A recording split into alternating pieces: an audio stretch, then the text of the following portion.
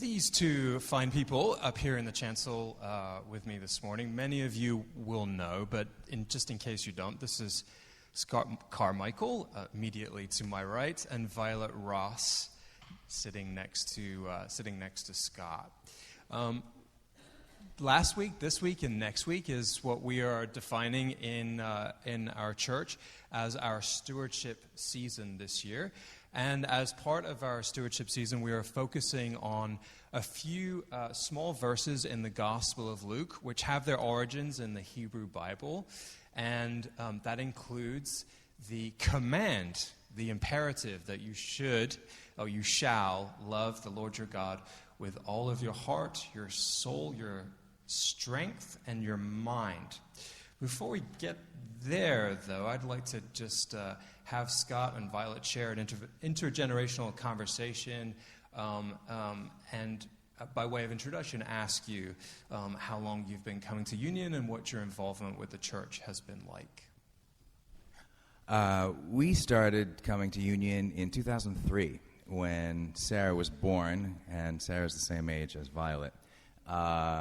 We had been at a neighboring church in Montclair, and we had heard Stephanie speak, and we came here and just met the people and fell in love with it.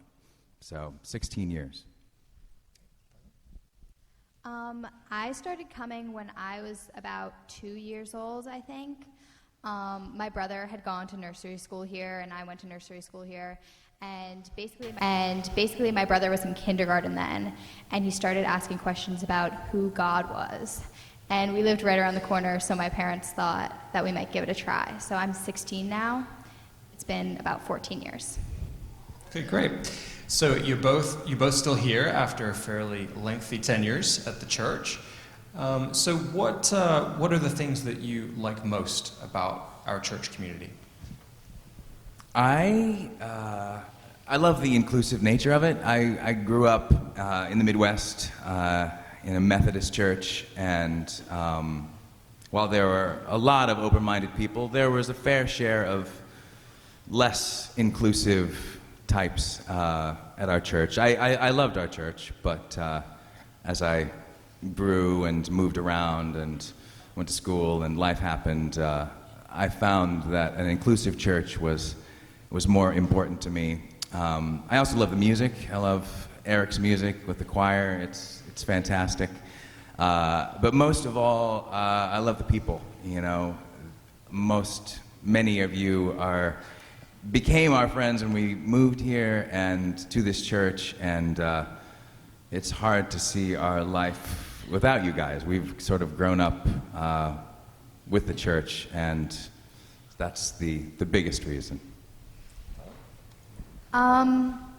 Well, there's like little traditions in the church that I think sort of sum up what I love so much about it, like the lighting of the wreath or the Advent festival, and those sort of things were my biggest memories of it when I was younger, and I think it's why I think of it so fondly now.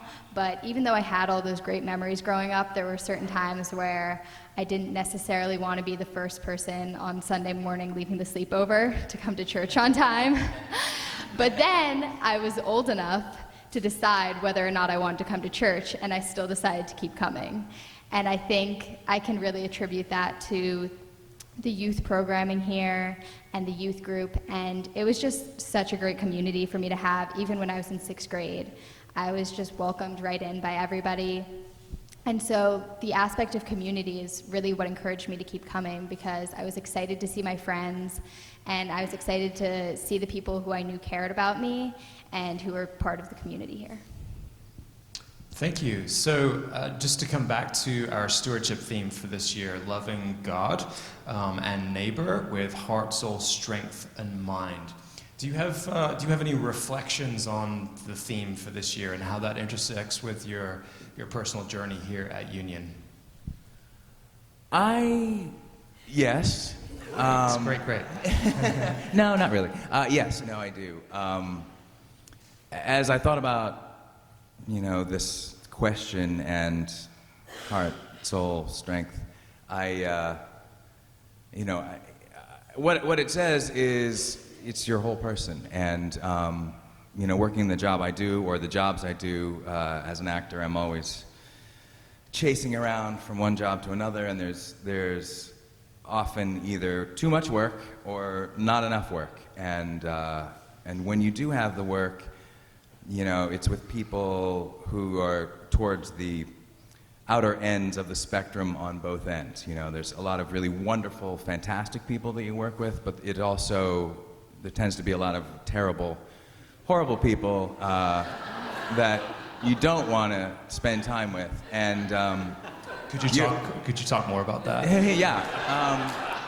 And you guys have seen television and movies and theater, and so you have an idea what it is, and it's easy when you're locked in a room with those folks for extended periods of time to take that on in your heart and soul and mind, and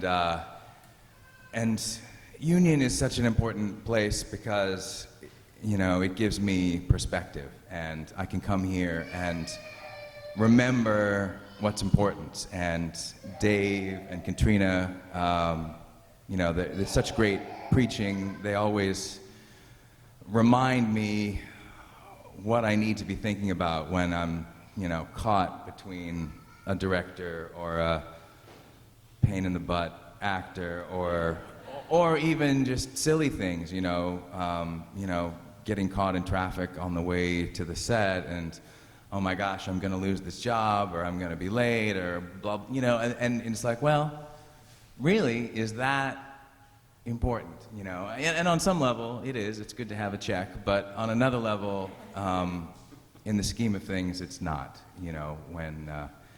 when you realize seeing all the people out here and the life that we've built here with the church, it makes it obvious where we want to spend our money and where we want to contribute, and the church helps guide us to give that money and remind us what's important, and that's why I can't really see my life without Union. Thanks, Scott. How about you, Violet?